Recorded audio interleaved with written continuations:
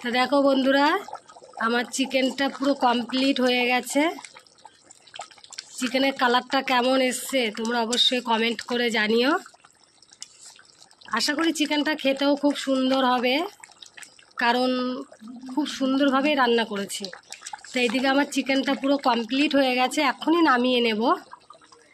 আর সাথে দেখো ফ্রাইড রাইসের ভাতটাও আমার হয়ে গেছে, সমস্ত কিছু হয়ে গেছে। এখন শুধু ফ্রাইড রাইসের ভাতটা সব কিছু দিয়ে ম্যারিনেট করলেই হয়ে যাবে।